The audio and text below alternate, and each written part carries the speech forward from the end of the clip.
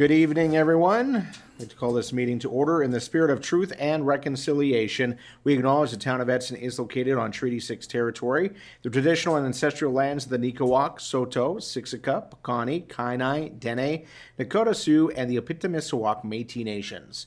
We honor the knowledge of this land, the elders and youth which gather here, and our ancestors who have gathered here for centuries. And before I take a motion for the adoption of the agenda, I will ask Mr. Chapates to introduce the newest member of our communication staff, if you wouldn't mind, please.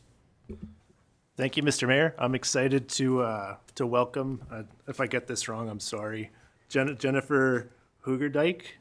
Is that correct? Hooger? Okay, I'm sorry. She's our new communications officer in corporate services. Thank you. Welcome aboard. And with that, can I get a motion, please, that the agenda for the July 16th, 2024 regular meeting of council be adopted as presented? Go ahead, Councillor Chenard. I'll make the adoption for the July 16th regular council meeting. Thank you for making that motion. All those in favor? That motion is carried unanimously. Can I get a motion that the minutes of the June 18th, 2024 regular meeting of council be adopted with the amendment to resolutions number 35, 2024, number 36, 2024, number 37, 2024, and number 38, 2024, fees and charges amending bylaw from bylaw number 2284 to bylaw number 2304. Go ahead, Councillor Moore. I so move. Thank you. Any questions, comments, or concerns? Seeing none, all those in favor? That motion is carried. Can I get a motion, please, that the minutes of the June 28th, 2024 special meeting of council be adopted as presented? Go ahead, Councillor Bevan. I'll make it so. Thank you. Any questions, comments, or concerns? Seeing none, all those in favor?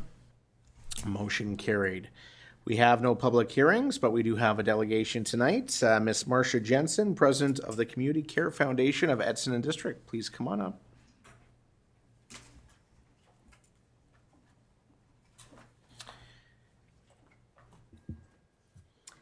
Thank you. Through Chair to the Council and Administration, we appreciate you hearing us tonight. The Community Care Foundation of Edson and District has been actively serving the needs of the Edson and surrounding community for over 40 years. Established to improve the quality of rural healthcare, we have continued to support the needs of the healthcare system and supplement the programs and services offered by Alberta Health Services. As a nonprofit charitable organization, our mission is centered on enhancing the quality of life for residents of Edson and area. Our achievements are a direct result of the steadfast support and advancement of local health services, demonstrating the enduring generosity and dedication of our community. Some of the projects we are most proud of are the Ophthalmology Cataract Program. With Alberta Health Services, we have purchased the equipment necessary to allow the full cycle of cataract surgery to be completed in Edson, removing the necessity for patients, often seniors, to travel to Sherwood Park for pre- and post-operative exams. Upgrading and enhancing the palliative care suite at the Edson Healthcare Centre, allowing families additional comfortable space to spend time with their loved ones at end of life. Purchases of capital medical equipment such as vital monitors, airbeds, and sit-stand chairs. Enhancements to the renal dialysis program, and supplemental and specialized training for healthcare staff. These investments have not only guaranteed local access to essential medical equipment, thereby minimizing the necessity for residents to seek care elsewhere, but they have also facilitated immediate access to critical services. This has markedly enhanced health outcomes and fostered a profound sense of security within our community. Furthermore, our well-equipped healthcare facility has been pivotal in attracting new residents to our town. On behalf of the Community Care Foundation, I am requesting support of a subcommittee dedicated to the attraction, recruitment, and retention of healthcare workers with a specific focus on physicians within our town. As we continue to face challenges in ensuring adequate healthcare services for our community, this initiative aims to address the critical need for a sustainable healthcare workforce. Our town, like many others, is experiencing a shortage of healthcare professionals, particularly physicians. This shortage not only affects the quality and availability of healthcare services, but also impacts the overall well-being and health outcomes of our residents. Without sufficient physician coverage, residents face longer wait times, limited access to specialized care, and potential gaps in primary care services. On June 15th, the Community Care Foundation of Edson and District struck a subcommittee under the umbrella of our existing foundation, specifically to focus on attraction, retention, and recruitment of physicians to the Edson area. The objectives of the subcommittee were attraction, develop strategies to attract physicians to our town by highlighting our community's strengths, lifestyle benefits, and professional opportunities. Recruitment, establish partnerships with medical schools, residency programs, and healthcare organizations to actively recruit physicians who align with our community's needs. Retention, implement initiatives to support and retain physicians already practicing in our town, including professional development opportunities, mentorship programs, and community engagement activities. And collaboration, foster collaboration among local healthcare providers, educational institutions, and community stakeholders to create a cohesive approach to healthcare workforce development. This subcommittee requires the support and collaboration of the town of Edson as well as Yellowhead County to effectively address the healthcare workforce challenges we are facing. By supporting this initiative, the town council and administration demonstrates its commitment to the health and well-being of our residents, ensuring access to quality healthcare services now and in the future. Our proposal details are the composition. The subcommittee will consist of healthcare professionals, representatives from the foundation, community leaders, and town and county administrative representatives. The subcommittee will operate on an ongoing basis with monthly progress reports and annual evaluations to assess the effectiveness of strategies and initiatives. Allocate necessary resources, including funding for marketing efforts, recruitment activities, and administrative support. We urge the council to prioritize the attraction, recruitment, and retention of physicians in Edson. To initiate this effort, we request an initial $10,000 in seed funding for the subcommittee. These funds will support startup costs, including advertising campaigns within Alberta and potentially abroad. This initiative aims to promote Edson as an ideal location for physicians to practice, ensuring our community's healthcare needs are met effectively. In conclusion, the establishment of a subcommittee focused on the attraction, recruitment, and retention of physicians is crucial to addressing our town's healthcare workforce needs. With your support, we can create a sustainable healthcare environment that ensures our residents receive the care they deserve. We look forward to discussing this proposal further and working together to build a healthier future for our community. Thank you. All right, thank you, Ms. Jensen, for your presentation. And before we open the floor to questions, we won't be making any decisions tonight, but we will take your presentation under consideration. Do you want to introduce members of your board that are here this evening? I would love to. As well? To my immediate right is Bob Brown. He is our vice president. And this is Eva Drysdale. She's our treasurer. And Janet Wilkinson is a board member. And Morgan Roberts also sits on our committee, and she's your ACTEV coordinator. All right. Thank you. Council will open the floor to any questions that you might have. Go ahead, Councillor Moore. Thank you. Yeah, I'm curious about the ophthalmology cataract program. How many people have we treated so far in that program? The last we checked the statistics, which was probably, I would say, 4 months ago, we were at about 480. In 3 years, I think? It's been 3 years? Roughly three. Yeah, roughly 3 years. Thank you, Councillor Moore. Councillor Chenard, do you have a question regarding their presentation here this evening? Yes. My question going to her is like for one of your requests. So you're asking for a council member or administration. After you introduce the group, I'm thinking you have a very valuable person on your group, our economical development officer. So I'm just wondering if that would be a consideration. Definitely. And the reason why we put a council or administration is because we would like someone that's, and definitely we appreciate Morgan. We would like someone that's passionate about healthcare. So we didn't want to limit it to just asking for a council member, and possibly maybe there's someone on the administration that's their focus as well. So Just want a clarification. Thank you. Yep. Thank you, Councillor Chenard. Councillor Chachka. Thanks. Through the chair to Ms. Jensen. Thanks for bringing this forward. Council knows that I have been speaking with a doctor on recruitment and also an immigration consultant as well in that collaboration to bring more doctors to our community. And this is something that I also brought up to administration, that the government of Alberta has recently introduced a new program just a few months ago to help out with physician recruitment to rural Alberta. And it appears that we're not the experts for this program as a council, and neither is administration. And when I was speaking with that immigration consultant, she did recommend that the hospital, if there was a foundation or a group, to kind of take over this role, because they are in a little bit of a better position to deal with that than we are. But there still is this immigration aspect that I think none of us are experts at, that is involved within this new program that the government has created. So I thank you for being so quick to develop a subcommittee and bring this to council's attention today. I know it has been quite. Things have been moving at a very quick pace, and in the summer it's hard to get everything moving at a quick pace sometimes. So thanks for bringing that forward. I've got a couple questions. One is, what support and collaboration are you doing with the county as well as a part of this subcommittee? We haven't met with them yet, but that's our next step. Okay. And the other one, I see the seed funding of $10,000, and if we were going to have a council member on there, or an administrator, however that would work, I don't know if that's enough money to make it so the subcommittee can work at a pace that this program, we want it to work at. If you were wanting more money, then you have to get on a council meeting, you have to, bring that forward. But just because it would be allocated towards that, if it's not spent, then it's returned, or right. It doesn't mean you have to spend it all, but I wonder if that's enough money to be able to make you,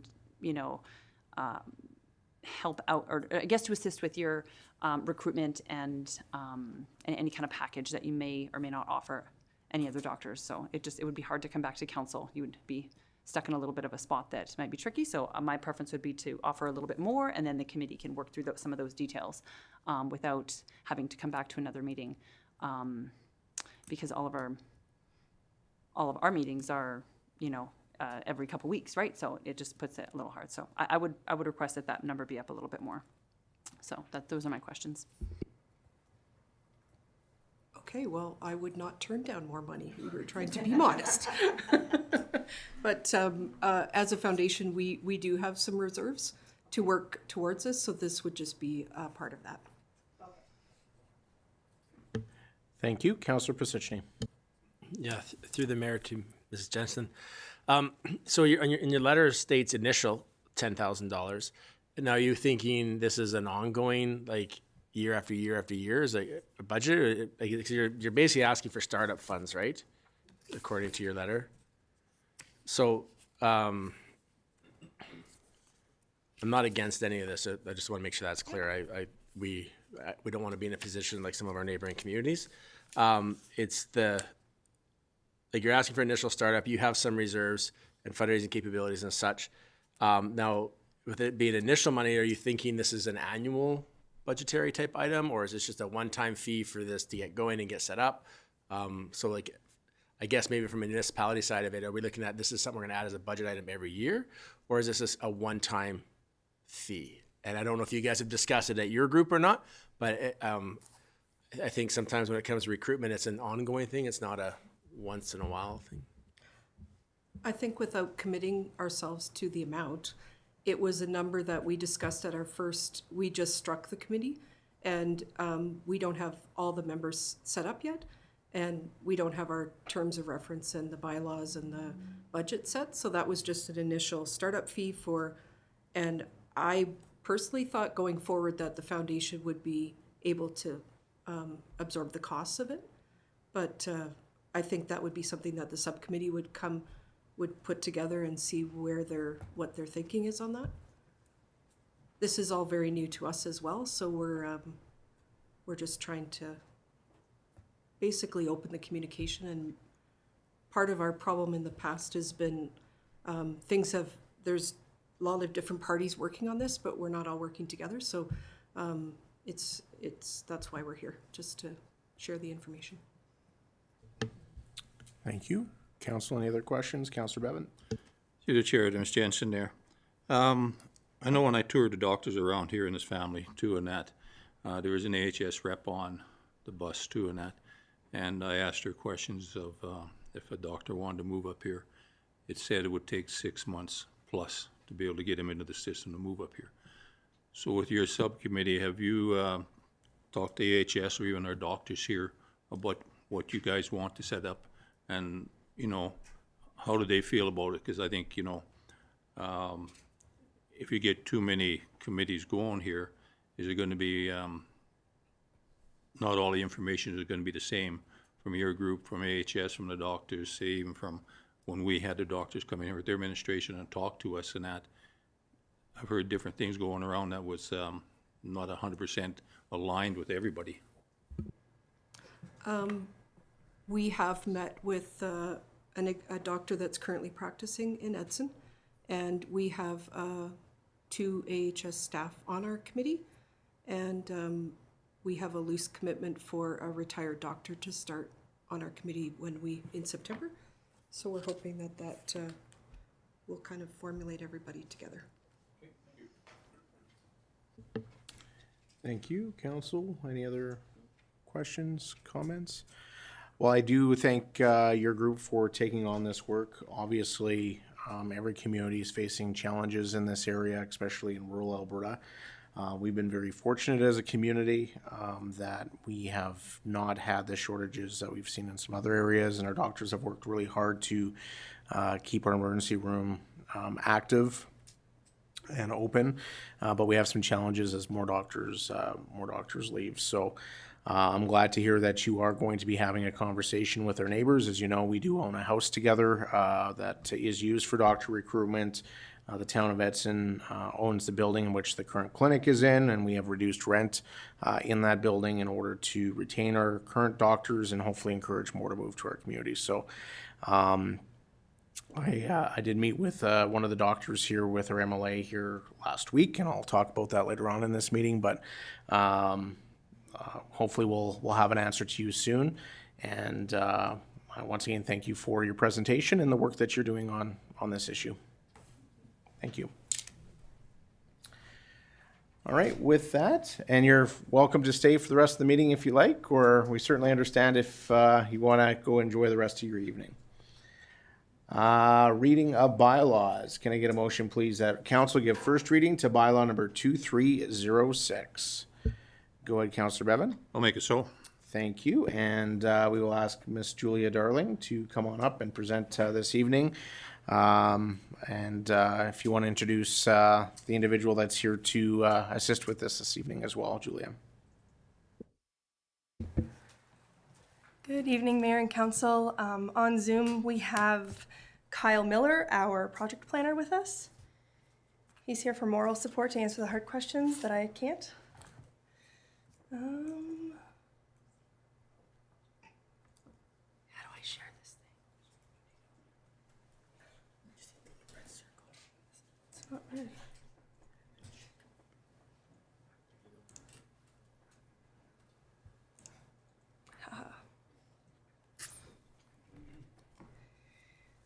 Okay, this evening we're going to be presenting 3 bylaws. One bylaw to amend the Intermunicipal Development Plan, or the IDP. One bylaw to amend the Municipal Development Plan, or MDP. And one bylaw to repeal and replace the Bench Creek Area Structure Plan, or ASP. Administration is recommending that these bylaws be considered for first reading this evening. Yellowhead County Administration will be presenting corresponding amendments to the IDP and the Bench Creek ASP at their regular meeting of council on July 23rd.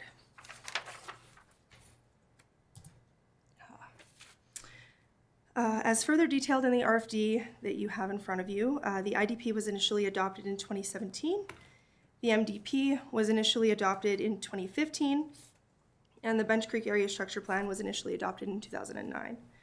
Amendments to each of these statutory plans is required in order that the plans remain consistent with each other in accordance with Section 638 of the MGA. As shown in the map in front of you, the existing Bench Creek Area Structure Plan area consists of Plan 002-1462, Block 2, Lot 1, which includes lands within the town of Edson and Yellowhead County. The proposed revision will add Northeast 1953-17 west of the 5th Meridian that exists entirely within Yellowhead County.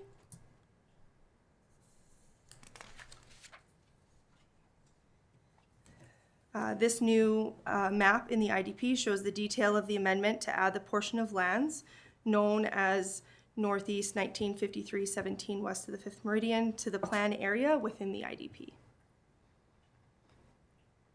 I showed the full map in your packages. You can zoom in on them and you can see the area. It's the area in orange. The textual amendments to the IDP update the references to the map within the document, as well as changes to the size reference and future land use concepts.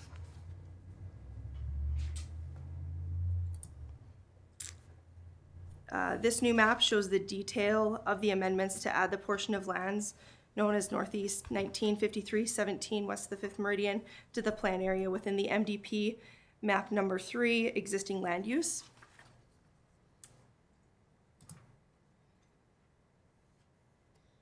This new map shows the detail of the same amendment to add Northeast 1953-17 west of the 5th Meridian to the plan area within MDP map 4, opportunities and constraints. The revised Bench Creek area structure plan changes the plan area. So you can see it's zoomed in on this map here. You can see the area to the east that's been added.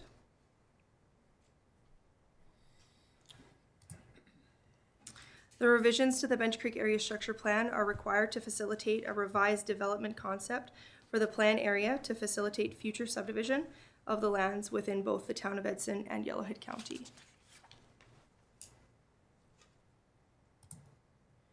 Shown here is the proposed development concept plan and the changes to it.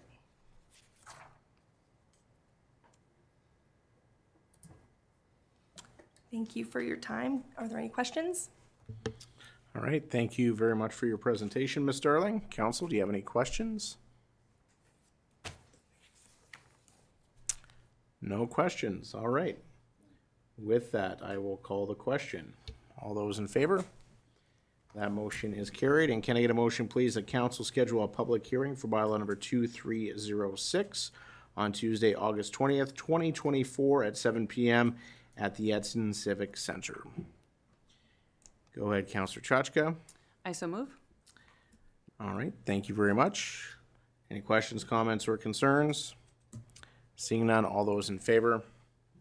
That motion is carried. And can I get a motion, please, that council give first reading to bylaw number 2307? Go ahead, Councillor Pisichny. I'll move bylaw number 2307. Thank you, and go ahead, Ms. Darling.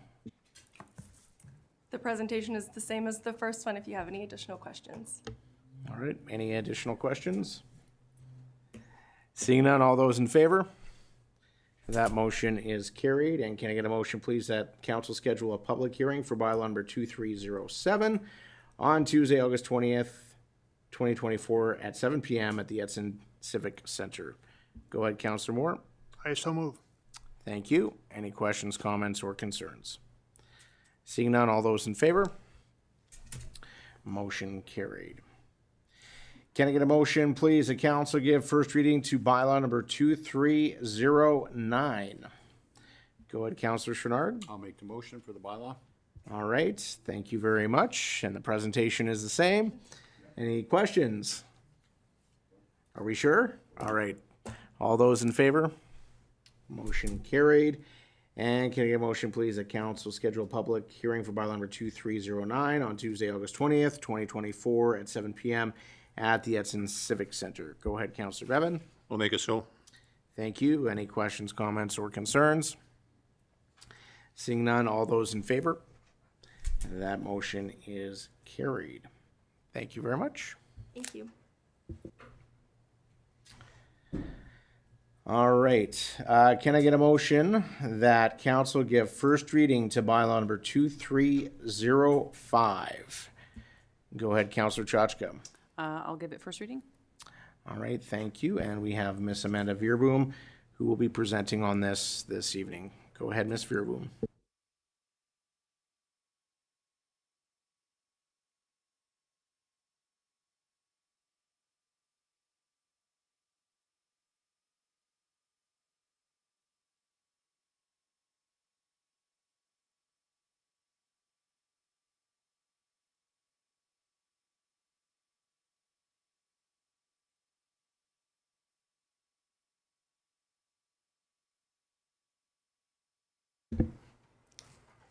Good evening. Thank you, Council, for having me tonight. I would like to start off with a quick note that there was a bit of a glitch when we uploaded the RFD for this specific item. There is a 9th motion, and only the first 8 loaded. So when we get to that point, I will be loading that motion to the screen.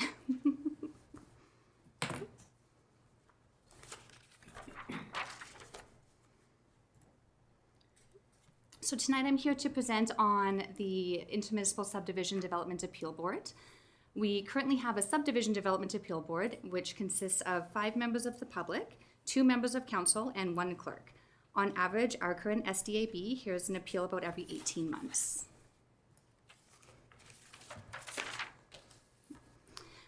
The Town of Hinton approached the Town of Edson to join them in developing an Intermunicipal Subdivision and Development Appeal Board. There's many benefits to joining into an ISDAB. These include increased exposure to appeals, which provide our board members more opportunities to gain experience. Collaborating with neighboring municipalities.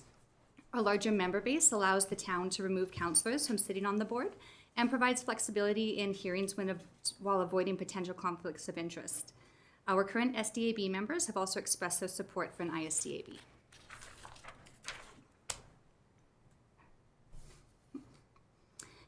The ISDAB bylaw and agreement, which was included in the agenda package, outlines that they have all the powers, duties, and responsibilities of an SDAB under the MGA. The ISDAB will hear all appeals from decisions made by the subdivision and development authorities for all municipalities within the ISDAB. They will consist of a minimum of 3 members up to a maximum of 10 members of the public for a term of 3 years, and each council will appoint up to 5 members of public.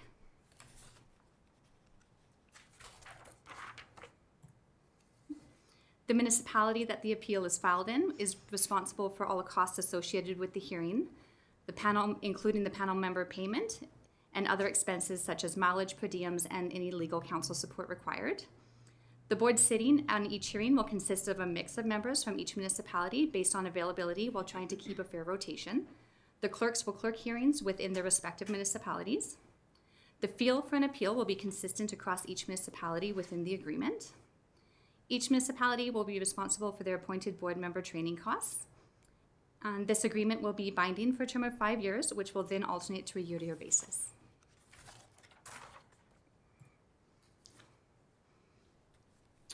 The amending bylaw that is also attached for 2308 allows us to adjust the fee to file an appeal for the Town of Edson.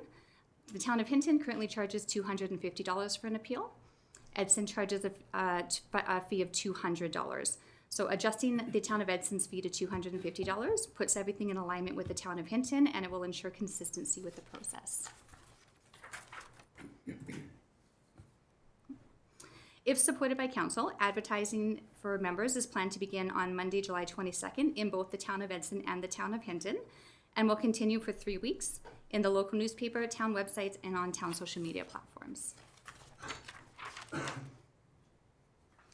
Administration is recommending council support the proposed Intermunicipal Subdivision and Development Appeal Board bylaw number 2305.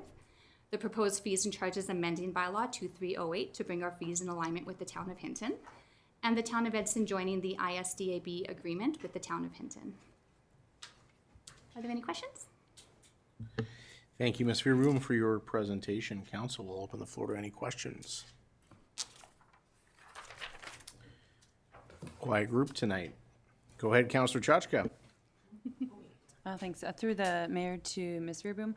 So the current public members of the Subdivision and Development Appeal Board then can apply to this new one.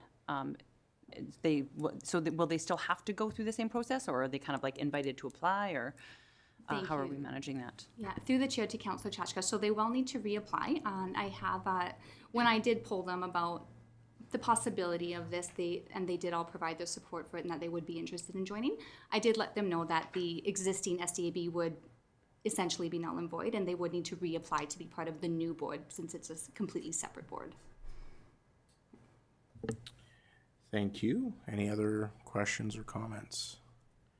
Ms. Veerboom, I don't know if you can answer this question or not. Does Hinton currently have any members on their SDAB, or are they going to be kind of starting from scratch for looking for people from their community to join the intermunicipal board? Yes, through to the chair. At this time, as far as I'm aware, they do not currently have members. They do have one member, but they have not undergone training, as far as I'm aware. And just to a point of clarification, so any training that is needed for the members that are going to be on this new board, that's going to be borne on the host municipality of where that resident is. Is that correct? Through to the chair, that is correct. All right, thank you. Any other questions, comments, or concerns? Go ahead, Councillor Pizicny. Yeah, through the chair to Ms. Veerboom. So what would happen if they don't have any members? And you indicated that our members are going to reapply, but if they don't have enough to make quorum, then would each municipality have to provide a counselor to that's trained? Because we're dissolving our board, so we're going to have a new board, but if they don't have enough members, we still could be in that same predicament? Or are we not? I know Councillor Moore and I have taken the course, so therefore we can sit on it, but would we be allowed to sit on it with the new bylaw? Go ahead, CO Beveridge. Thank you, Mr. Mayor. Through to Councillor Pizicny. So with the current makeup of the Town of Hinton's SDB or post, because they've already passed this, there's no council representation on their board, so I don't believe that councillors would be possible based on what has been set out here for membership. Thank you, Councillor Pizicny. Yeah, maybe further to that. It's not that I want to, and I know it's not a good idea to have a counselor from a neighboring municipality sit on your SDBA board. My only concern is if we have an appeal while they're trying to recruit, or we're trying to recruit, or we don't have enough to make quorum. That's my only concern that I have. Once we have the board members in place, it's not a problem. I just was more worried because my understanding is we can't be on it once we pass the bylaw. Go ahead, CO Beveridge. Thank you, Mr. Mayor. Through to Councillor Pizicny. I've been in that situation in other municipalities where we weren't able to make quorum and we had to actually just extend out the appeal to allow for members to be trained, et cetera, or to be a part of the board. So it has happened in the past, and there is opportunities also that potentially we can draw on from other places as well. Thank you, Councillor Chenard. Yes, through the chair to to Amanda. I can't say her last name. Ms. Veerboom. What's that? Ms. Veerboom. Miss Veerboom, I got it right. Is there any give me rules? So like right now, Hinton doesn't have any members. So is there gonna be saying that each municipality should have a select amount of members, or is it gonna be all Edson, or if there's 6 members, 3 from each, any of them rules are gonna apply, or how's that gonna work? Thank you. Through the chair to Councillor Chenard. So the agreement does stipulate that each municipality would have a minimum of 3 up to a maximum of 5. Thank you. Any further questions, comments, or concerns? Seeing none, thank you very much for your presentation. All those in favor? Motion carried. Can I get a motion, please, that council give second reading to bylaw number 2305? Go ahead, Councillor Chachka. I so move. Thank you, Councillor Chachka. Any questions, comments, or concerns? I just want to mention that I always think it's great when we can collaborate and work regionally on things, and this is one way that we can do so, so certainly in favor. All those in favor? Motion carried. Can I get a motion, please, that bylaw number 2305 be placed for third reading? Go ahead, Councillor Chenard. I'll do placement for third. Thank you. All those in favor? And that motion is carried. And can I get a motion, please, that council give third reading to bylaw number 2305? Go ahead, Councillor Moore. I so move for third reading. Thank you. Any questions, comments, or concerns? Seeing none, all those in favor? And that motion is carried unanimously. Can I get a motion, please, that council give first reading to bylaw number 2308? Go ahead, Councillor Bevan. I'll make it so. Okay, first reading. All right, thank you, Counselor Bevan. Ms. Veerboom, do you have anything new to add? Thank you through the chair. No, I don't. All right, thank you. Any questions, comments, or concerns? Seeing none, all those in favor? That motion is carried. Go ahead, Counselor Chenard, for movement of second reading. For movement of second reading. Thank you. Any questions, comments, or concerns? Yeah. All right, all those in favor? That motion is carried unanimously. Can I get a motion that bylaw number 2308 be placed for third reading? Go ahead, Counselor Pisichny. I'll move for placement. All right, thank you. That's non-debatable. All those in favor? That motion is carried. And can I get a motion, please, the council give third reading to bylaw number 2308? Go ahead, Counselor Moore. I so move. Thank you. Any questions, comments, or concerns?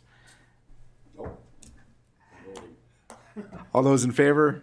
Motion carried unanimously. And Ms. Verboom, you have a ninth motion for us. There it is.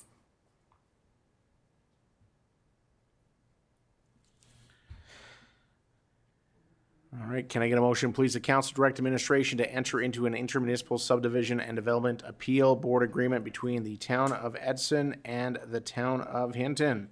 Counselor Chenard. I'll make the motion like we see on the screen. All right, thank you. Any questions, comments, or concerns? Seeing none, all those in favor? That motion is carried unanimously. All right, that concludes that item. We're moving on to our next item. Draft meeting procedures bylaw number 2281. Can I get a motion, please, that council give first reading to bylaw number 2281? Go ahead, Counselor Chenard. I'll make the motion. Thank you, Counselor Chenard, and Ms. Veerboom, take it away.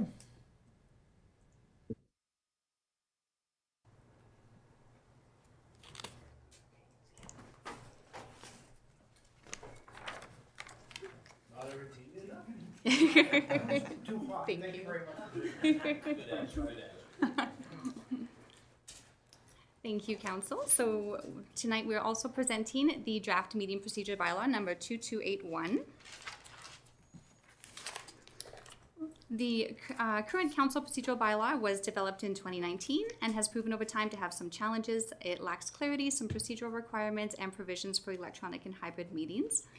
Administration has developed the new council procedural bylaw that has been attached to address these challenges and provide provisions to support council in holding successful and meaningful meetings. The draft bylaw was presented at the June 11th Committee of the Whole meeting and was met with general support from the committee.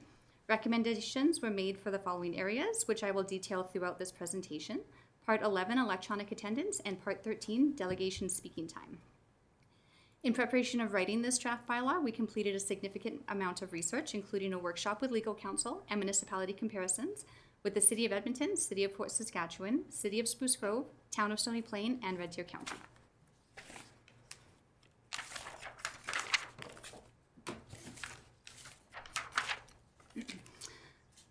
Parts 2, 3, 6, 14, 18, and 23, as identified on this slide, were updated using plain language and to provide clarity. The legal review did not result in any recommended changes to these sections.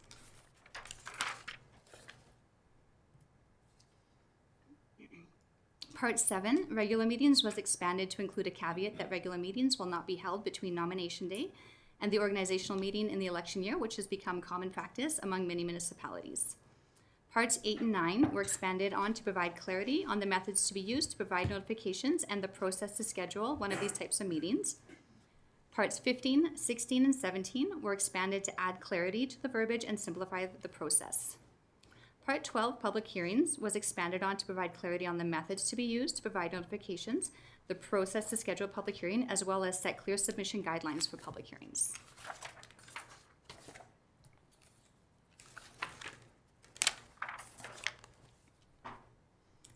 Part 20, motions, has been expanded to clarify that agenda items will be introduced by the chair, presented to council by administration, and then council will have an opportunity to ask clarifying questions. Once this process is complete, then a motion will be made, followed by voting. This section also now clarifies the different types of motions and the process to make them, and references a motion, this section also references a motion to adjourn a meeting, which specifically refers to the situation that may occur that requires the meeting to adjourn prior to the completion of the agenda, such as an unexpected loss of quorum. As noted in Part 16 of the proposed bylaw, a motion will no longer be required to adjourn the meeting when it comes to its natural end. Parts 21, 22, and 24 were also updated to reflect clear language and provide simplified processes.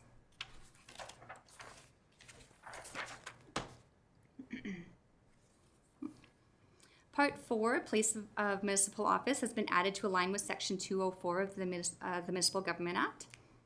And Part 11, Participation by electronic means, has been added to meet requirements under Section 199 of the Municipal Government Act, which allows for remote and hybrid meetings. This section does clarify that this only applies to council and committee of the whole meetings, not council committees. Committee of the whole feedback included adding provisions for visual attendance required, having the ability to maintain confidentiality by spanning the room with a camera and wearing a headset for closed session items, and a limit of 3 remote attendances a year with exceptions allowed through council resolution. The legal review recommended clarifying who was able to attend electronically, resulting in language being added to clarify that this would include members of council, administration, and members of the public, which would encompass external presenters.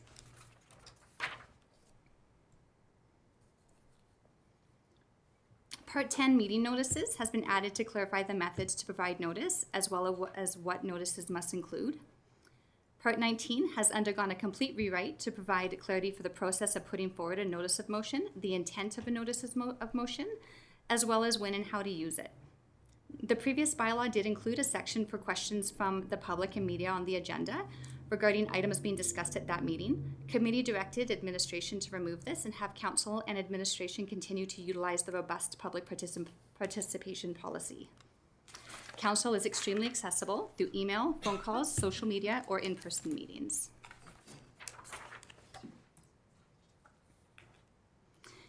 Council held their strategic planning session on May 3rd, 2024.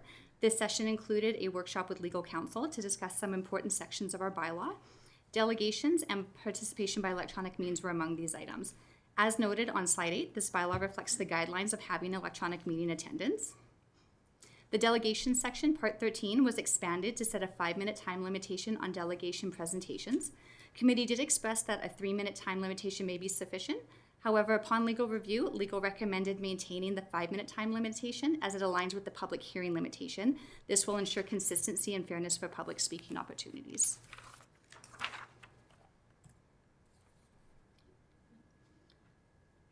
So a full legal review was completed on this draft bylaw with no substantial recommended changes. The outcome of the legal review included improving language throughout to ensure consistency, streamlining submission deadlines and processes, aligning speaking times for public hearings and delegations, and removing repeating information. Thank you for your time, and are there any questions? All right, thank you very much for your presentation, Ms. Veerboom. Council will open the floor to questions. Any questions, comments, or concerns? All right, I know you guys did discuss this at committee here a few weeks ago. I am glad that we are updating this bylaw to be consistent with best practices. I don't think this has ever been reviewed.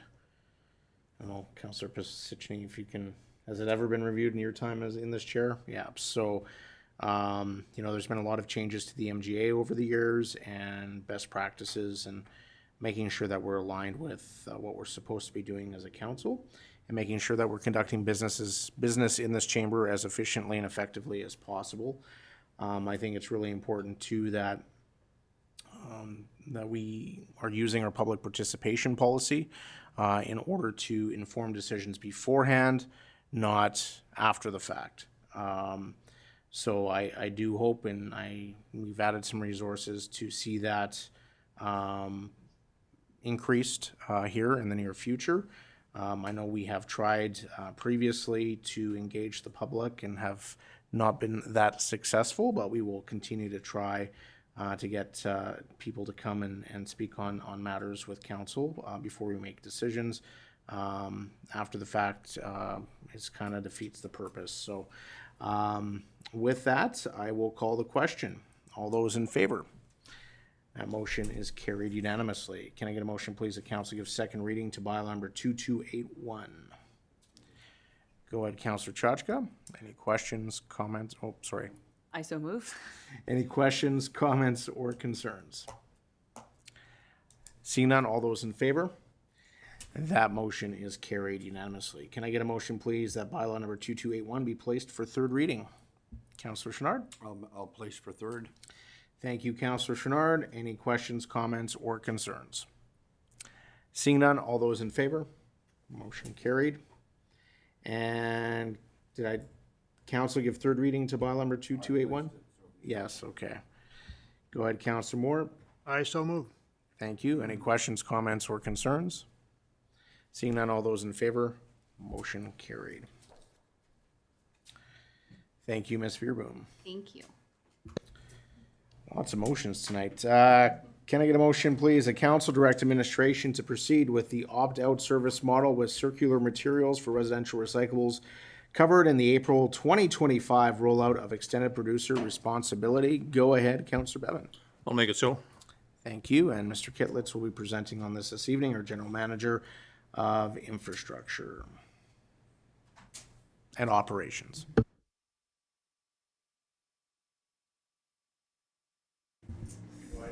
I'm going to declare a conflict with my new role. Oh. How am I going to hear what you're saying?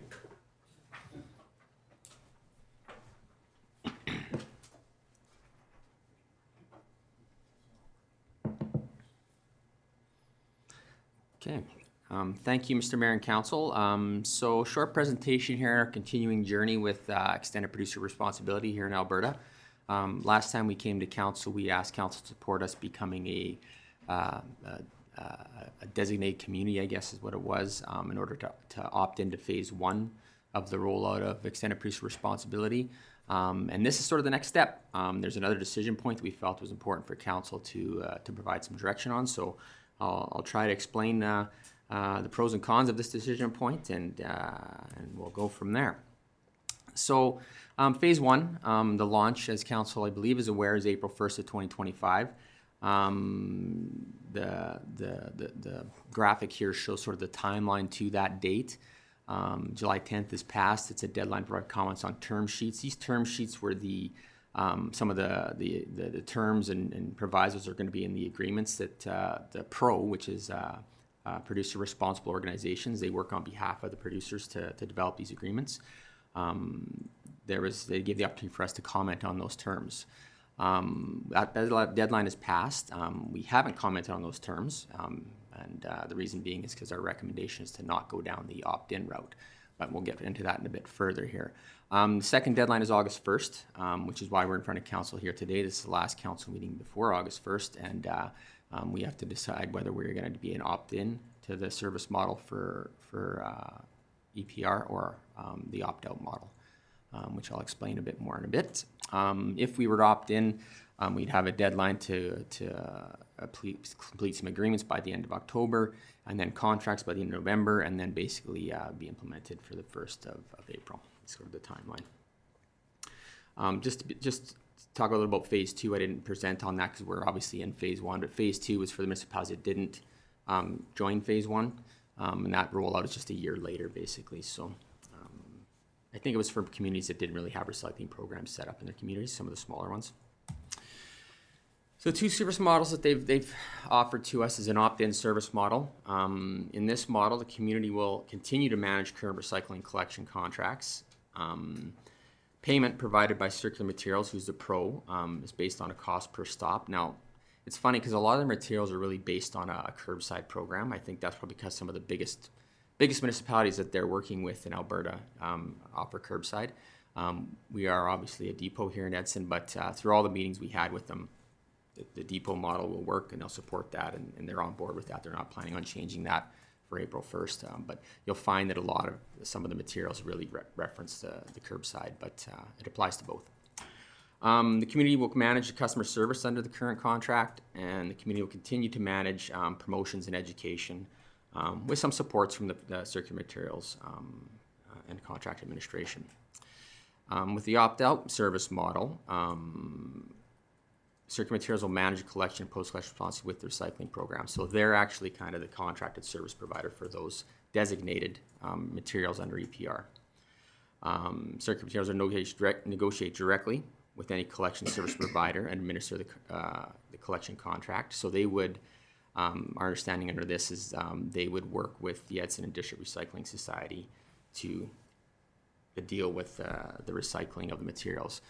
It's important to recognize that because EPR only deals with a portion of the residential recyclables, there's still a small portion of residential that we still have to manage under our contract with the society, as well as the commercial and industrial recyclables we still have to manage. So under the opt-out model, the collection service provider will be responsible for customer service, in this case Circular Materials, and also Circular Materials will be directly responsible to lead the promotion and education in collaboration with the community. So to go a little bit more into those two models, opting in, this is sort of a pros and cons, I think what we came up with based on our understandings. So in the opting in model, basically what it's saying is we're going to enter into a contract with Circular Materials, and then we'll also have a contract with EDRS. So if we're the community negotiating a contract with Circular Materials, we'll have the ability to negotiate the price. So whatever they're going to cover in terms of the designated materials and how much you're going to pay us to manage those. And we have the ability, I guess, to a certain extent to confirm the level of service. Now, roll it of phase one. If you recall, Council, when we came back with the decision on becoming part of phase one, there was a declaration that we had to say, what is our level of service on October 31st of 2023? And they had to maintain that same level of service. So although it says ability to confirm level of service, we don't expect that's really going to change much. Now, the caveat they did put on it when we met with them is that there's still going to be a depot. It's still going to be open the same hours, but there may be some changes to, you may have to put some products in a different bin. That's really the extent of what might change depending on what's those designated materials are and how they're sorted. But for the most part, the users should not notice a difference at all. The cons is, in this model is we're not the experts. So basically administration would be negotiating contracts and agreements with Circular Materials for managing the designated recyclables. There's a lot to it, and we're not really, we don't have anyone in-house that's an expert in recycling, which is essentially why we've contracted that service out to the society, who are the experts in managing these products. It's another contract to negotiate, and as the previous slide noted, we have some deadlines at the end of October and November to meet in order to meet those obligations for the opting in. In this model, we are the primary responsibility for customer service for those designated products. Again, remember we're speaking with a small sample, not a small sample, but a sample of those materials. And we also need to play a primary role in communication and education and promotion of these products.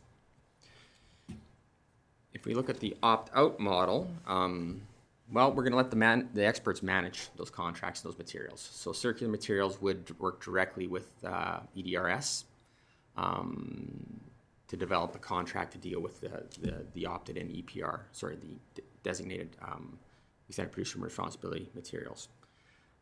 This is really consistent with the model that we provide right now. The town of Edson contracts our recycling services out to the society. In this model, the service provider deals with customer service, education, promotion, and communications, which is essentially what EDRS does for us right now. So they would still be responsible for doing that, along with the pro. And then at the end of it, we don't have to enter into that negotiation with Circular Materials and contract. We simply have to renegotiate our contract with EDRS for April 1st based on materials that are left over. The cons that we can see, again, is where we have limited involvement in how the designated materials are managed. We don't really get too involved in that right now, so although it's a con, it's not I don't think it's a big one.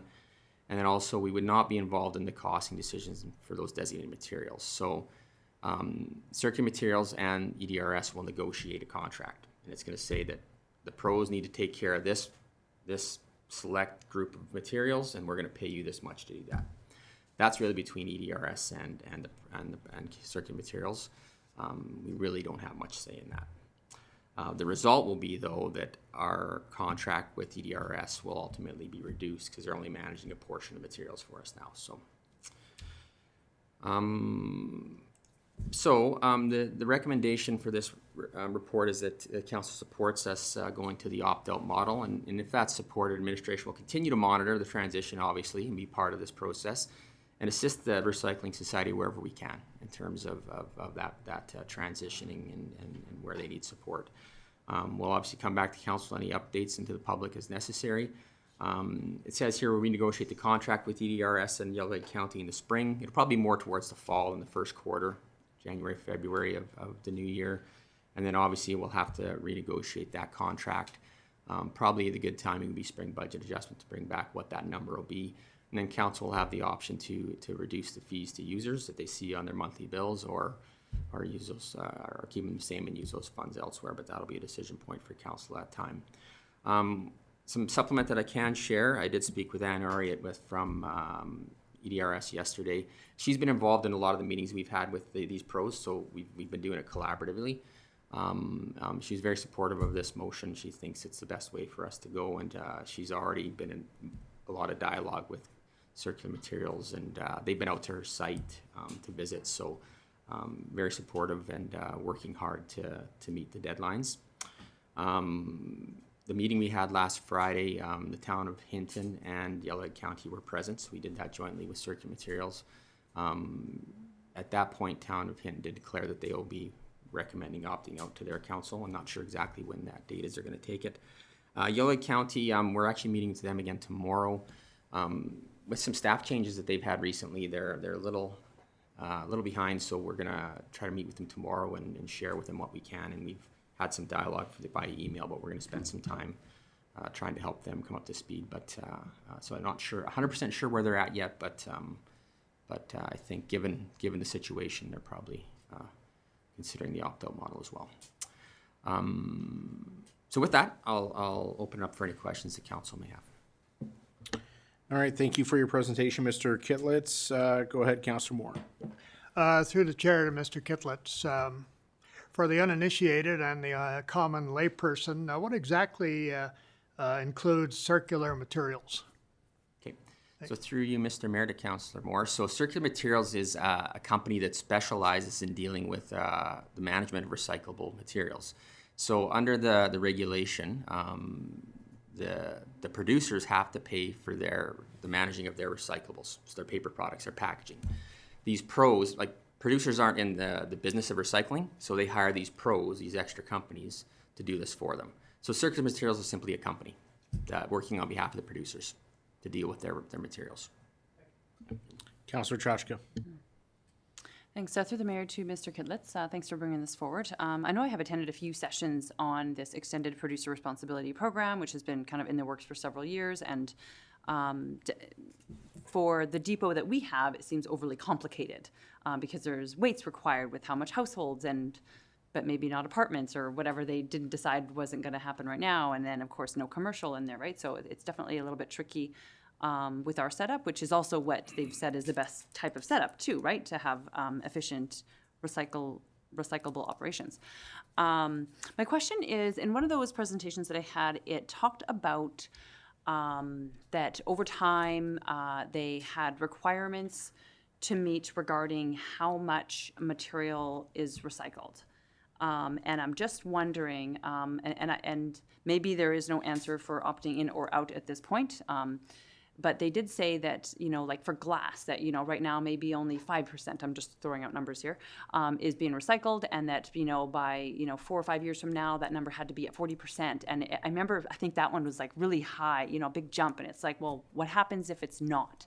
Who is responsible for like making that gap happen? And then I don't know if they've laid out the terms of what happens if you don't meet that. So I'm not sure if you. So my concern is that, I just don't want the town of Edson to be the one liable for having to like make those gaps disappear. So I'm not sure if you have any information on that.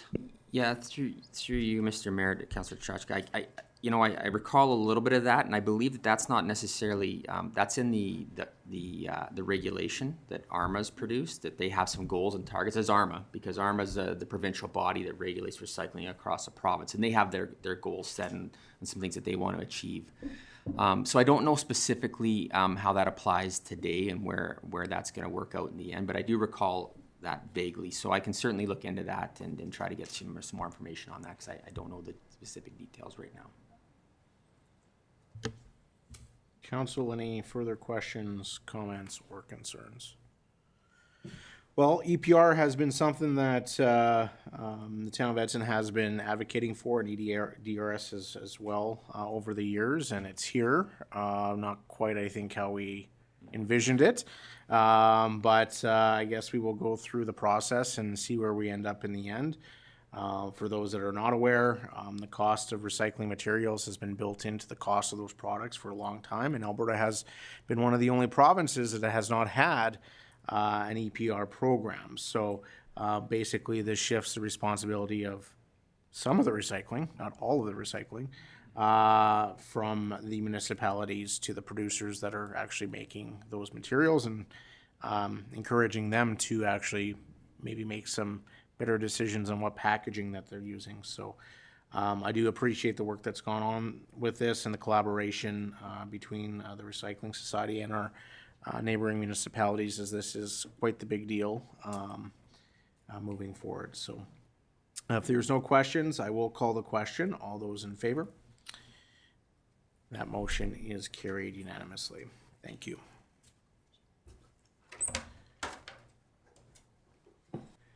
Just going to get Councillor Chouinard back.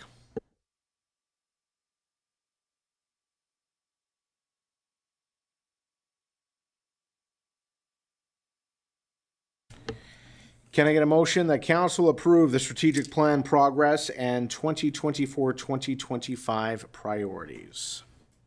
Go ahead, Councillor Chachka. I so move. Thank you. And we have our Chief Administrative Officer, Ms. Beveridge, that's going to present on this evening.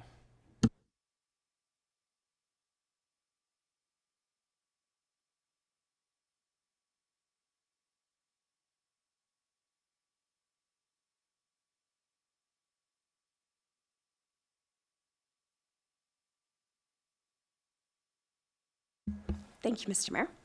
I will have to do this by paper because it's not working. Sorry? Yeah, I know, but the presenter view. I didn't want to have to do it by paper. Yes. Anyway, thank you, Mr. Mayor and Council. Tonight, I'm pleased to be able to provide the update for the strategic plan through our work throughout our definitely in the last few months with regards to our update, our midterm checkup that we did.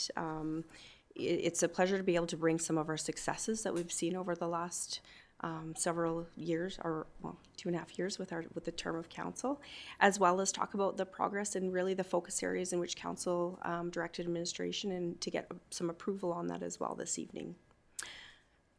So, as noted on the screen, the 2022 to 2025 strategic plan focused on 5 key pillars: creating a connected community that is safe and inclusive, fostering a robust and adaptable economy, responding to a changing global environment, ensuring quality infrastructure, and providing effective leadership and community engagement.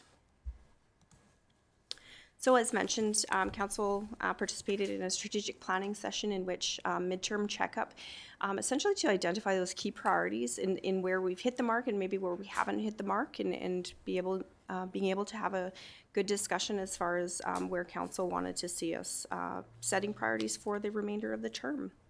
Strategic Steps helped us through as our facilitator and consultant through this process. There were survey results that was contributed to the information, as well as a thorough evaluation of a full day workshop on this as well. So with that, information was gathered into the key focus areas for the remainder of the term. But first, I wanted to go over a little bit of the successes that this council has seen. And by no means are these an exhaustive list. These are just some of the high points that we spoke about as far as what are the things that we've really, the council came up with this list as well, and supportive with the senior management team. Cultural and social pillar, COVID resiliency and grant repayment, land acknowledgement created and used, library upgrade, partnerships with external stakeholders built on or strengthened, advocacy to keep our RCMP, And, you know, a pretty monumentous item on here is the YC multiplex approval for this council. The economy, real advocacy, that's always, you know, continues to be underway. And also the investment or the inclusion of pivotal energy partners to this community. That's the biggest investment this community is seen in decades. Environment, fire smarting around the town. We heard about that a little bit today with regards to the Emergency Management Advisory Committee. The Griffiths Park update, the renovations took several years, and we were able to complete that as well. Mitigating flood risk, regional landfill partnership as well, and of course Vision Park and the work that's being done there. Governance, there's been quite a bit of governance focus for this council.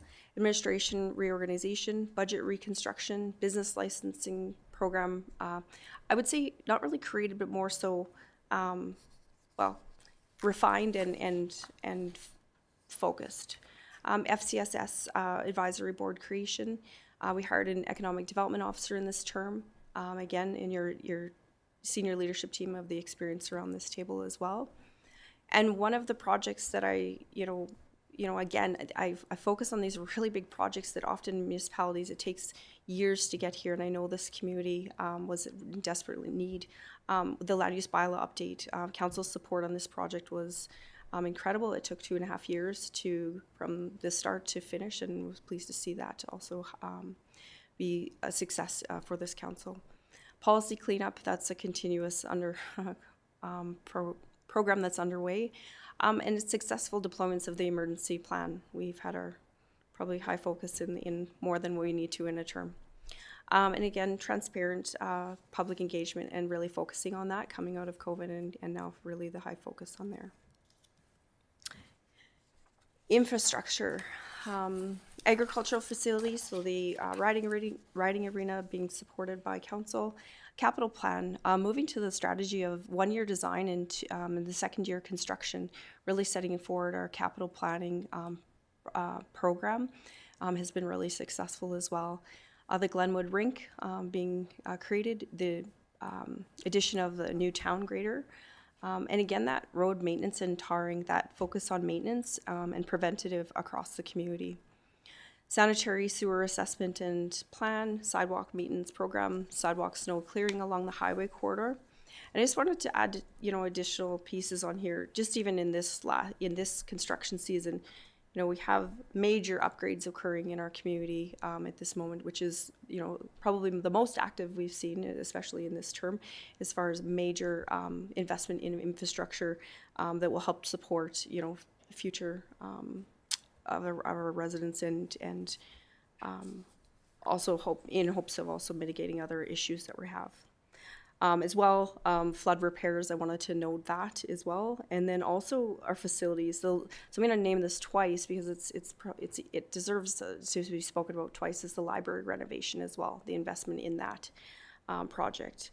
And the YCE, I'm also including that in with this. There's been a tremendous amount of work with regards to the YCE multiplex. It can't be understated of what a project of this size does for an organization, and we're so pleased to have the support with our partners to be at the table every step of the way. So with Yellowhead County along the way and our steering committee. So we've got a long ways to go, but it's great to see that at this point. And again, I'm going to mention the Griffiths Park renovation as far as the infrastructure and for our facilities. So a strong focus on legacy items. That's been something that I've seen, through this period of time. And, there's those infrastructure projects that I noted, it's 10th Avenue, it's 18th Ave, it's, those are notable. Those are massive projects for a community of our size and to undertake that amount of capital commitment. Of course, our continuous work and growth with working with our external stakeholders. We are nothing without our partnerships that we have within the community. So these are just to name a few. This isn't an exhaustive list, but these are some of the, these additional partnerships that we've made that we've made sure we've had a focus on. Moving to the priorities, noting that these items, so these are under the particular pillars. These, you'll see priority items, H for high, M for medium. So these were, from as I mentioned, council's strategic planning session. These were specific tactics that council and results that council wished for us to bring forward for the balance of this term. So the first tactic being collaborate with business community and community groups to encourage and improve downtown beautification. Again, the desired result is growing sense of civic pride, annual downtown cleanup, townwide annual cleanup. So those are things that we'll be looking at for this coming year. And those are high priority. The next assist non-governmental organizations to source funding to Edson's homeless population. Non-governmental agency or organizations are meeting the needs of, the desired result is that they're meeting the needs of the Edson's homeless population. Shelter in place program for winter is created, and that's noted as medium priority. The next is fostering a robust and adaptable community. Update Edson's municipal development plan, and that's the desired result is to really understand the focus areas for future development and for residential and industrial infrastructure. So that's noted as a medium priority. Responding to a changing global environment, the tactic is looked to the Municipal Climate Change Action Center to supplement facility energy management. Desired result is enhanced facility and energy management, and that's something that I speak specifically on this particular item. We do know that the application process is open for trying again for the municipal climate coordinator. So we were hoping to bring that forward to council for council's support. Ensuring quality infrastructure. So this, as I mentioned, even in the successes, a little bit about, where the focus areas. We have, and we need to remain focused and be, and a lot of those items are still on there because they're multi-year projects as well. So begin to address other town infrastructure maintenance and replacement requirements. So the desired results are that facilities are maintained with the annual preventative maintenance program. And now, just touching on that, with council having the opportunity to see the facility life cycle assessments, we have now the data to be able to support that plan. So that's something that we'll be bringing forward as far as in the budget 2025, that there are some focus on our facilities. It's a long time coming for that. Including the AC for this building. It's rather warm in here. I didn't know if it was just me. So that's listed as high. Increased water production capacity and storage. Daily peak demands for water are met. Additional capacity is considered for residential and industrial growth, listed as high priority as well. Of course, construction on the YC multiplex is progressing. There, unfortunately, given the timing, will not be completed by the end of this term, but there's a lot of work. Then we'll be able to see some construction by the end of this term.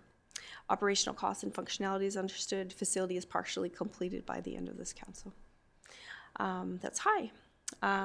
Complete sanitary and stormwater sewer assessment.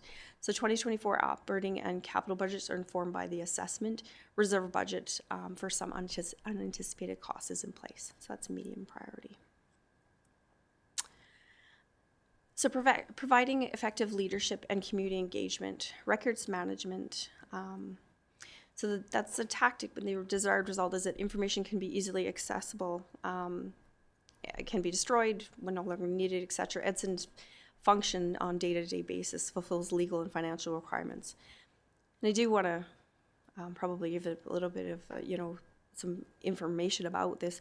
I think we've all experienced where this is not only it affects our everyday. This is something that we've spoken about at other meetings, etc., with council. But it's to the point where it's causing reputational damage as well, and that's something we need to address sooner than later. So we have a plan in place, and we'll be bringing that forward in the 2025 budget. As well as asset management, organized system to track and manage assets.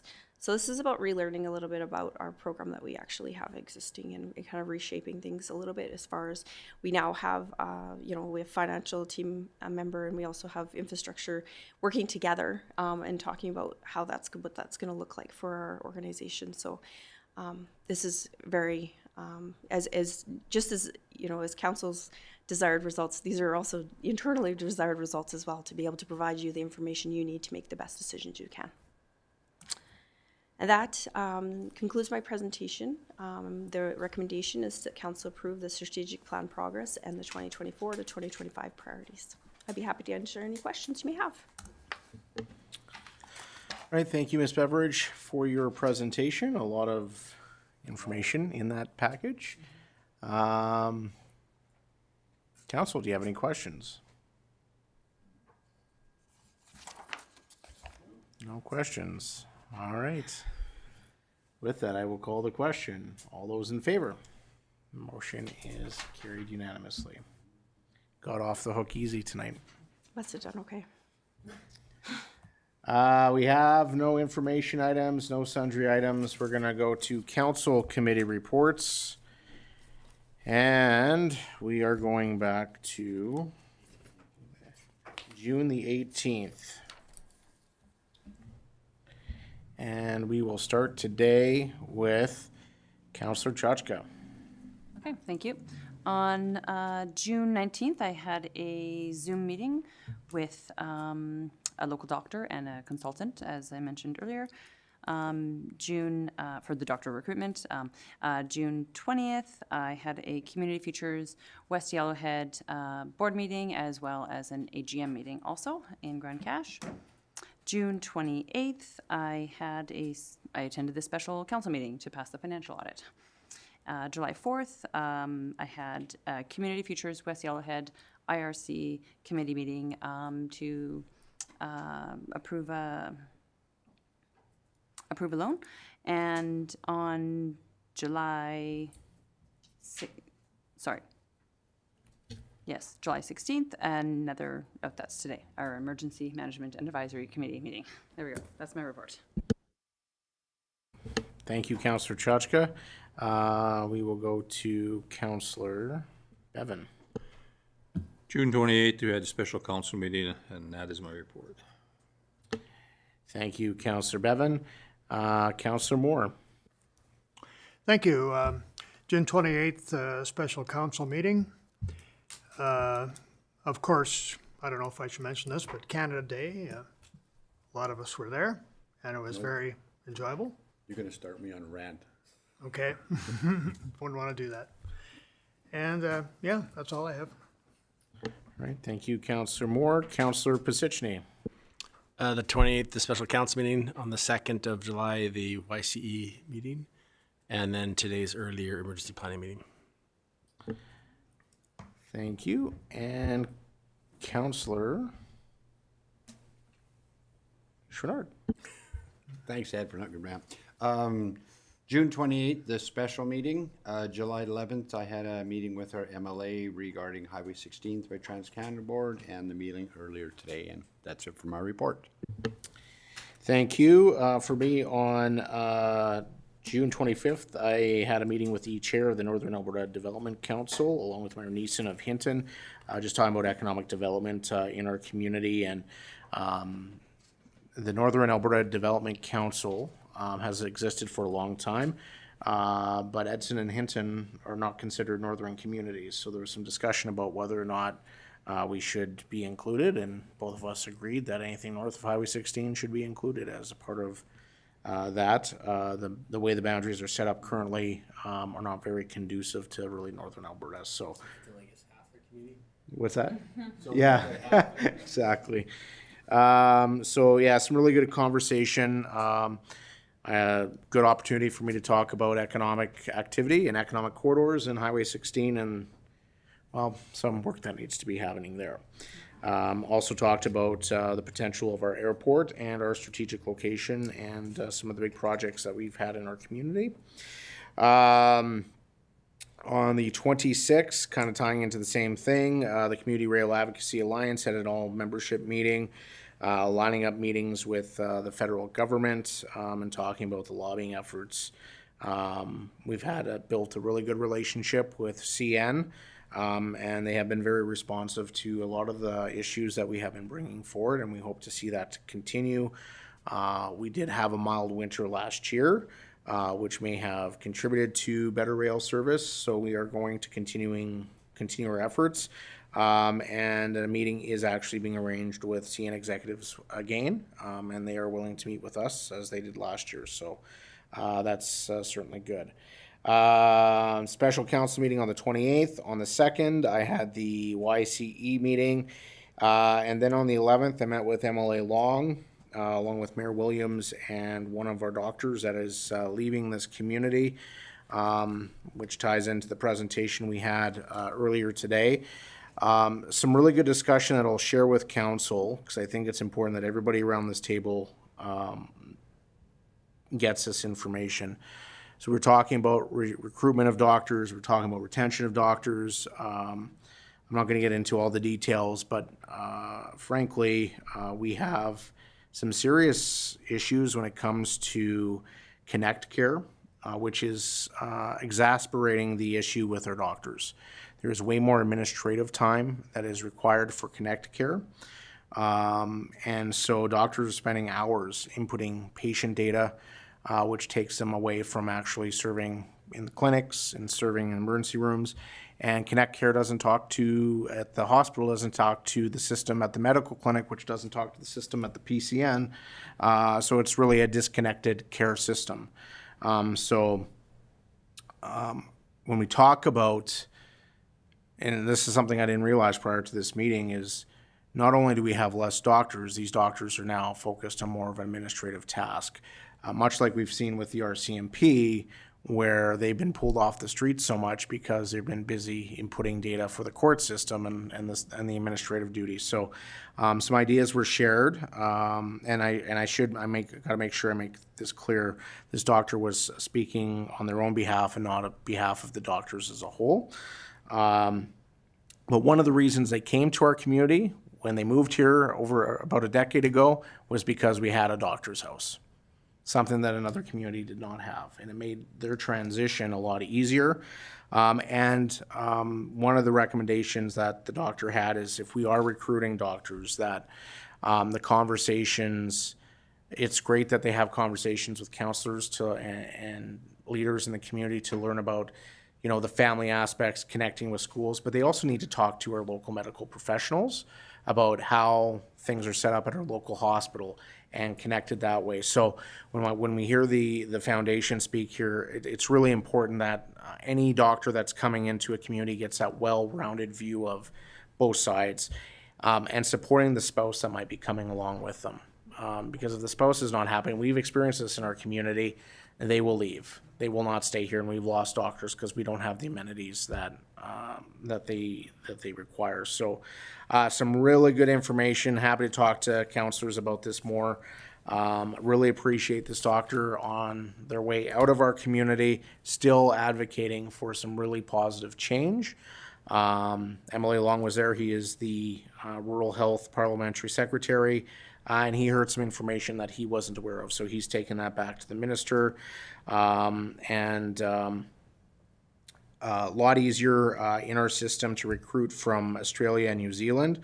But if you are attracting a doctor from South Africa, they have to be monitored for 3 months before they can actually have full privileges. We have had a situation in our community, I'm sorry I'm kind of going on here, but I think this is really important to talk about, that when you're bringing a doctor in from another country, the system is so broken that if they have the medical clinic as their primary place in which they are going to work at, they will not be able to get hospital privileges.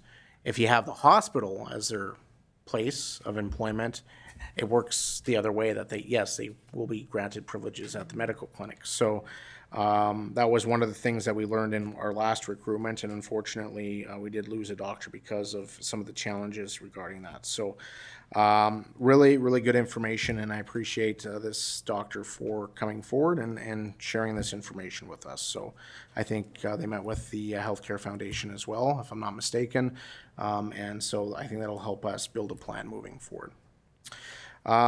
So that was that meeting, and I think that is my report, except for the Emergency Management Advisory Committee meeting today.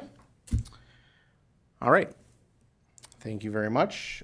We will move on to financial items. Can I get a motion, please, that council accept the June 30th, 2024 quarterly variance analysis and financial report as presented? Go ahead, Councillor Moore. I so move. Thank you, and we'll hand things over to Mr. Trabish, our Chief Financial Officer, to go through this data with us. Thank you. Thank you, Mr. Mayor. Good evening, council. Starting on page 412 of your council package is a long section of financial detail that is quite overwhelming in terms of the volume of information, but very, very important information. I am going to do a short presentation tonight for council to try to trim the information down and present it to you in a high-level fashion. I also want to report to council tonight that our presentation tonight actually includes financial statement information directly taken out of our Questica financial budgeting and reporting tool, the software that our entire organization uses. And it is a connected system that reports the actuals and the budgets, and it updates every night at approximately 4 a.m. So I'm happy to be using that tool that makes our finance team very efficient and effective in the amount of time that it takes us to compile this information. I also want to thank my fellow GMs because they all had to contribute to help us put this presentation together tonight to help us explain the numbers. Mr. Travis, I just want to be clear, you're no longer using Excel spreadsheets for a multi-million-dollar organization. That is 100% correct. They might look like spreadsheets, but they are actually screenshots out of Questica. Thank you. And I also want to thank Mr. Tyler Goebel at the back of the council chambers here. He was very instrumental in helping us to bring this presentation together for you. So big thank you to Tyler as well. Okay, let's kick it off. So again, we follow policy F-FR1. We are to report noteworthy discrepancies to council, and we are currently in the calendar of timing. We are sitting right here where we report our June 30th or our second quarter results, and we'll see you again in October to report the third quarter results. So this slide, again, this is a direct slide right out of Questica. We did not have to build this manually, which is very nice. And you can see that it lays out our budget that council approved back in springtime. And it lays out our year-to-date actual revenue, and it lays out the variance, and it even gives you the percentage. So my job tonight is to explain that the fourth column over from the left, and that total is $13.2 million and change. So I'm going to quickly go over what's making that big $13 million variance. The first comment I want to make is our budget is $37.2 million or $37.3 million in revenue for the year. That's all 12 months. We will get better as time progresses, and we will present that budget to you so it's only the first 6 months of the year so that you can compare the first 6 months of the budget against the first 6 months of the actuals. We've got an entire budget here compared to only 6 months of actuals. So what we're really looking at here is the consumption of our total annual budget at the end of June. And we will try to do a better job for you to do what I call, or what we call in the finance world, cash flowing, or seasonalizing the budget so that we budget for when things actually happen instead of just saying, here's all 12 months. So the first one, $585,000 in the property tax variance column. Actually, you can add the grants in lieu in with the 585 together. That nets to approximately $349,000 variance. Means we're tracking very, very close to our budgeted tax dollars. The two biggest drivers driving that $349,000 variance are some road frontage revenue in the infrastructure department is about $250,000 under budget, and there's also the tax incentive program that's driving our budget variance to be under budget by approximately $96,000. The second line item, the third, sales of goods and services. Again, we're going to do about $6.9 million in sales of goods and services this year. We've consumed a little under half of that. And we still have about $3.7 million to go. The big drivers there in that bucket are in corporate services. That's my new friend here to my right. He budgeted for some land sales that have not materialized, and that totals of about $226,000 in under budget variance. The utility revenues for the year are the biggest number in this 3.7 million. There's about $3.4 million of utilities that haven't been billed out yet, and that will be, when we get to the end of December, all those utility revenues will eventually make that variance go away. In community services, protective services, and financial services, it makes up the difference for about $3.7 million, and we didn't flag anything that we noted that we would be severely off budget on that number by the time we get to December. In the next category, other revenues from owned sources, the big number there is, out of that $985,000, the biggest driver is we're under budget in court fines by about $621,000, and then community services revenues of about $244,000 are under budget. In the next category, 4.8, that is our revenue sharing agreement with Yellowhead County. We have not yet booked any actual revenue for that as of yet. I think the latest communication I had with them is they were waiting for our audited financial statements. So now that that's complete, we'll be able to finalize our inter-billings with them. The next item, conditional grants, 1.35 million is the variance there. The big drivers there are in the community services department, 676,000, protective services, 367,000, and in financial services, we're under budget by 143, and in the infrastructure department, 164,000. So that comes to about 1.35. And again, those grants we expect will all materialize as we work towards the end of the year. The last item, other transaction revenues. This is really the typical practice here is at the end of the year, we'll do journal entries to recognize all our transfers out of our reserves, the revenues that we draw out of reserves. But again, we can get better at that as we go, and there's no reason why we can't do these journal entries every quarter so that there are limited variances to explain. But typically, this has been booked in December. Maybe for third quarter, we can start doing those transactions. Next slide is our costs year to date. So this is all the expenses. First category, salaries, wages, and benefits. You can see we are halfway through the year. So lo and behold, we're at about 54.59%, if my glasses are working, in terms of the expenditure of our budget for salaries and wages this year. Some of the drivers that are contributing to the variance are there's still some vacancies. We had a vacancy in corporate services for our new general manager. We had some vacancies in infrastructure for a fleet supervisor, a capital projects coordinator, a utility supervisor, planning manager, and all of this information is in your package. So feel free to read it in detail at your leisure. We do have some allocations of the way we're posting our finance costs for the finance staff are actually ending up in our CAO's department. That's causing a bit of a variance in the executive division, which we will fix by the time we get to the end of the year. In the next item, contracted and general services, 3.7 million. Some big numbers to note there.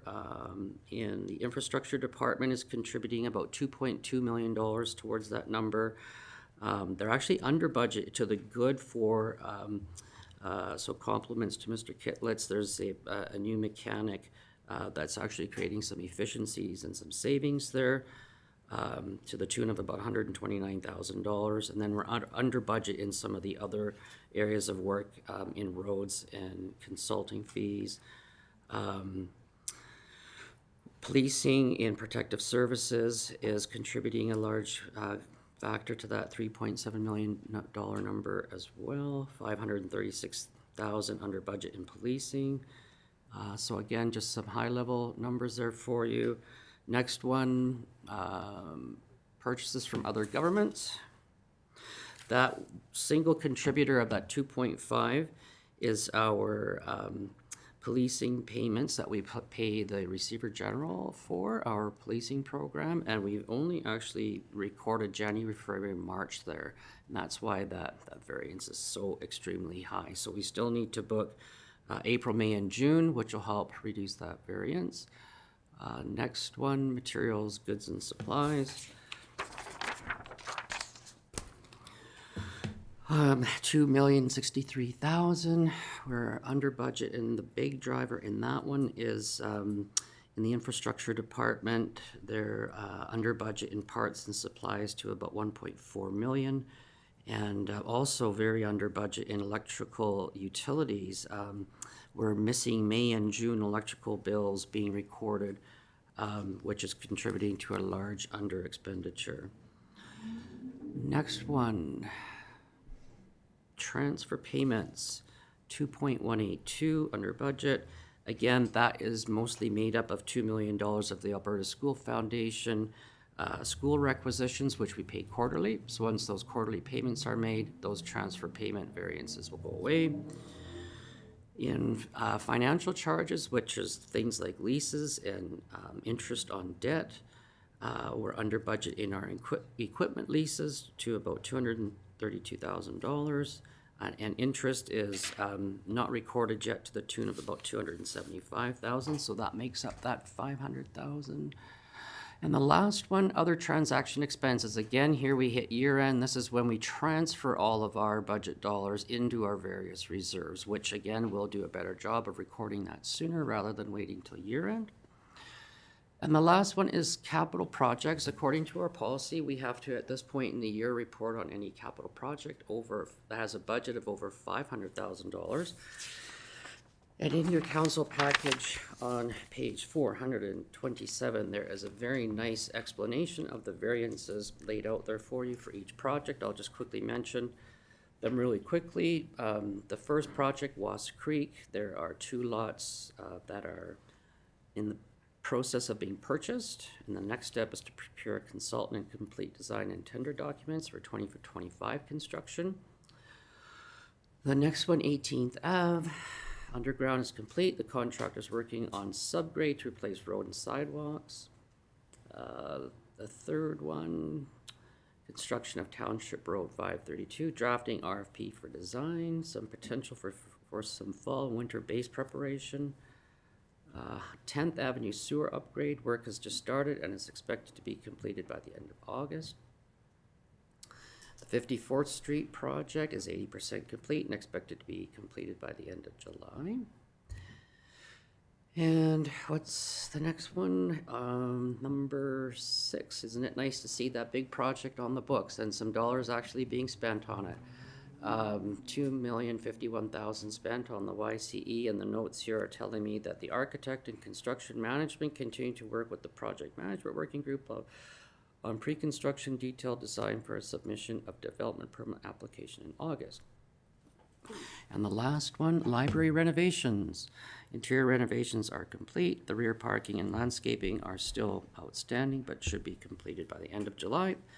The library has started to move back in, and a substantial completion walkthrough was scheduled on July the 11th. That concludes our second quarter financial update based on Questica live data. And I turn it back to you, Mr. Mayor, for any comments or concerns or questions. All right, thank you, Mr. Travish, for $37 million worth of questions. Council, do you have any questions for Mr. Travish? Go ahead, Councilor Chachka.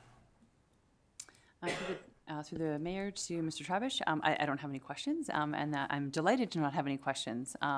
Thank you so much for the details and the verbiage that you've written in the report.